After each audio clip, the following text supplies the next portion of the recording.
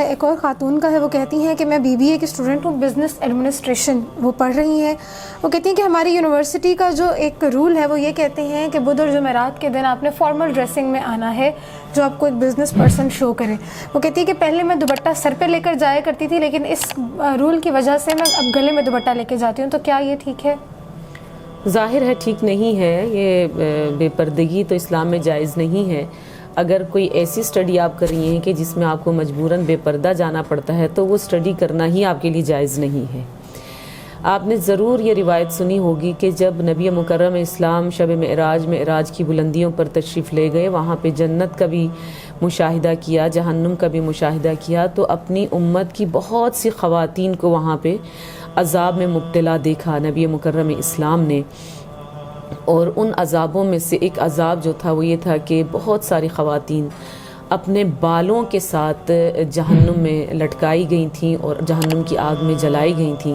جب نبی نے پوچھا تھا کہ ان کا قصور کیا ہے، ان کا گناہ کیا ہے، تو جواب یہ آیا تھا کہ یہ نامحرم مردوں کو اپنے بال دکھایا کرتی تھیں، جس کی وجہ سے یہ سخت عذاب جو ہے وہ آخرت میں ان کو دیا جا رہا ہے۔ اور یہ نہ سمجھے کہ یہ ایک دفعہ کی سزا اور پھر ختم ہو جائے گی، نہیں۔ آپ قرآن پڑھ کر دیکھ لیجئے، قیامت کا ایک دن 50,000 سال کے برابر ہے۔ قرآن کہتا ہے مقدارہ 50,000 سنہ۔ اگر ہم کہتے ہیں نا قیامت کا دن، تو یہ نہ سمجھے جس طرح یہ 12 گھنٹے کا دن ہوتا ہے، یہ 24 گھنٹے کا دن اور رات ہوتا ہے۔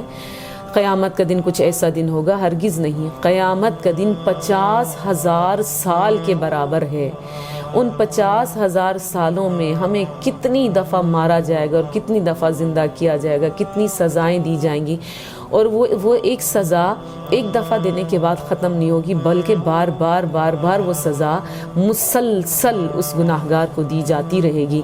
ہم دنیا میں تھوڑی سی کچن میں کام کرتے ہوئے جب ہمارا ہاتھ جل جاتا ہے، فرض کریں چائے بناتے ہوئے، پراٹھا بناتے ہوئے، روٹی بناتے ہمارا ہاتھ جل جاتا ہے، ہم اس جلن کو برداشت نہیں کر پا رہے ہوتے ہیں۔ جی، ابھی یہاں گرمی اتنی زیادہ ہے، ہر کوئی گرمی کی شکایت کر رہا ہے، ہم اس گرمی کو برداشت نہیں کر سکتے، ہم ہلکی سی جلن کو برداشت نہیں کر سکتے، تھوڑی سی چائے ہاتھ پہ گر جائے ہم برداشت نہیں کر سکتے، ایک تیل کا چھینٹا ہمارے ہاتھ پہ پڑ جائے ہم برداشت نہیں کر سکتے ہیں۔